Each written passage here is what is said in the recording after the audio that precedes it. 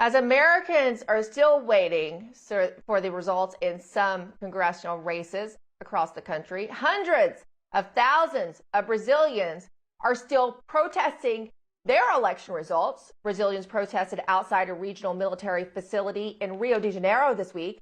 Protesters defied a November 11th Supreme Court order to free up roads and public spaces. Similar protests are taking place in Brasilia, São Paulo, Belo Horizonte, and smaller cities too. The protesters claim that former President Luiz Inácio Lula da Silva, who goes by Lula, stole the election in Brazil. The protesters are backing Brazil's current president, Jair Bolsonaro. Bolsonaro has repeatedly questioned the reliability of electronic voting machines. Lula's victory was only by a slim margin of 0.9%. Lula and his political allies strongly influence, or some would say control, the intense media coverage in Brazil. Judges are even sending journalists to jail. Paula Schmidt is a Brazilian journalist who's speaking out against the corruption. She claims the Brazilian Supreme Court, big tech, and others teamed up to rig this election. I can guarantee that I have never witnessed, without exaggeration, so much censorship and fear of injustice.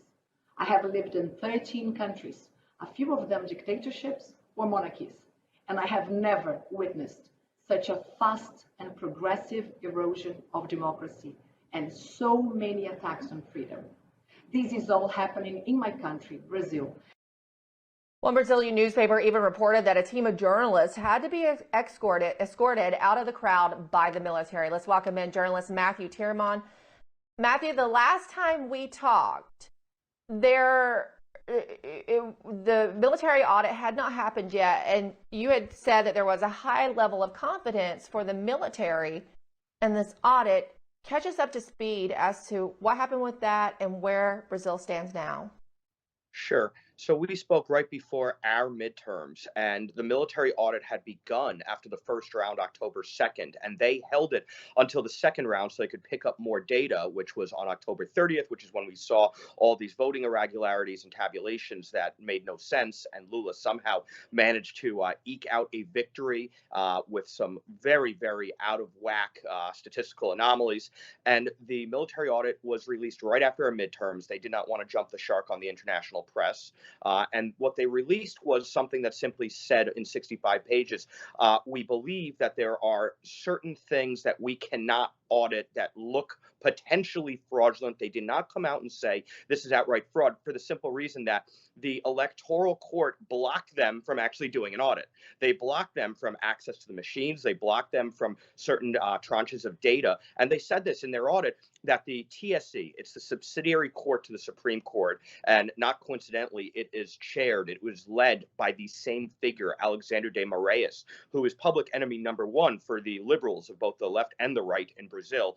This is a guy who is acting as if he was a judicial tyrant who, by legislative or judicial fiat and diktat, is putting journalists in prison, is changing laws, even though the court does not have the statutory right to do so. And the Brazilian Constitution, which they're supposed to be the arbiters of, says specifically that when there's a separation of powers dispute, as is developing now between the judiciary and the executive branch, and even with those in the legislative branch, when you've got congressmen censored and some have been arrested by this man, Moraes, it's up to the military to adjudicate this dispute. It's also the competence of the military, according to the Brazilian Constitution, to overview an election if there is allegation of fraud and impropriety. Meanwhile, the TSE, the Supreme Electoral Court, has blocked out the military from doing the audit. And then today, this is breaking today, this court, just coming on the heels of the 8 members of the Supreme Court being in New York, which we'll discuss in a second, they're suggesting that they need to go and arrest and detain the head of the defense ministry, because they know that the military stands with the people. The people are protesting outside military barracks for a reason, and the military would be the force that would come and adjudicate this by force if necessary, and potentially arrest these judges and declare martial law. Hey, this is Latin America, and there has been military engagement in government since the 60s and 70s, and Brazil has been free of military rule, but given the military constitutional rights in case other tyrannies pop up within the executive branch branch, within the legislative branch, or within the judicial branch. So things are getting very, very heated. On November 15th, which was 2 days ago, millions of people took the streets. You showed some footage. We're talking Brasilia, obviously the capital, the two biggest cities, Rio and Sao Paulo, but cities as far afield as Recife in the north, which historically was a leftist stronghold, which is where you'd expect Lula to do really well. Well, people there feel disenfranchised because some of the tabulations in provincial districts and electoral administrative zones have shown that there were 0 votes for Bolsonaro, and there are thousands of videos floating around the internet of people from those jurisdictions saying, no, I voted for Bolsonaro. So people are feeling widely disenfranchised. They're taking to the streets, and I actually think this will end up with some sort of martial law and the military coming in and enforcing action against this out-of-control court.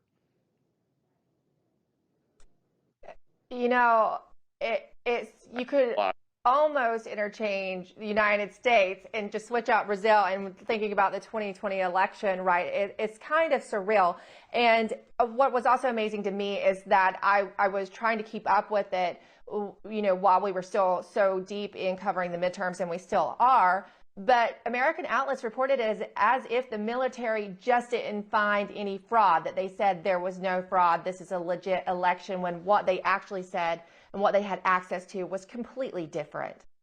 Yeah, well, it's funny how, you know, the media covered it when Joe Biden gave a comment right after the election tabulation and all of its non-confidence or confidence lacking from the people, and he said, "Congrats to Brazil for fair and free and credible elections." How could you possibly know that moments after you have a tabulation?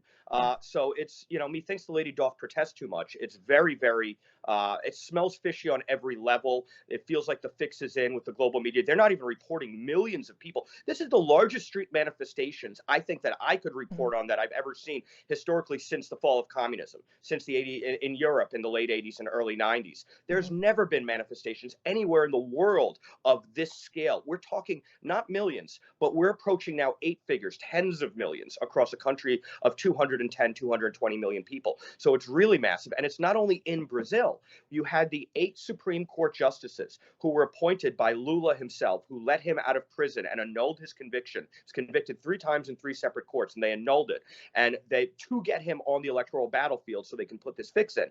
And they went to New York to speak about how they saved democracy with, get this, the incoming Lula cabinet ministers. And this was scheduled months ago at the Harvard Club on West 44th Street in Manhattan. So to get the space, they had to reserve it months ago, a forum about Brazilian democracy. And you had the 8 Supreme Court justices appointed by Lula in New York talking about how they saved Brazilian democracy. And guess what? People protested. People came out to 44th Street. The exiled journalists in the U.S. who've been censored, Alan Dos Santos, who has an Interpol red notice levied against him by Moraes, and Interpol's declined to prosecute it and to execute it. He came out and led with a bullhorn. And these guys had to have very, very deep security, these justices, to get in and out of the car. Everybody, thousands of people were yelling at them, that calling them, you know, curses and saying, "You have destroyed our democracy." And even today, I saw a clip of a woman in Lula's camp through the Sao Paulo Forum who said, "We have to save Brazilian democracy just like we have to save Maduro's Venezuelan democracy." This is the way Lula, the Sao Paulo Forum, these communists think. It is truly a mental disorder, and they believe the ends justify the means to take over Brazilian democracy the way they have in Venezuela, and sadly now in Colombia and Chile as well. Sao Paulo Forum people now run those countries. It's so sad to see, and Brazil is a lovely country. We will see if the voice of the people prevails, and keep an eye on this going forward. Thank you so much, Matthew Tiermont. Such a detailed picture of what we're not getting to hear much of in America. Thank you. My pleasure.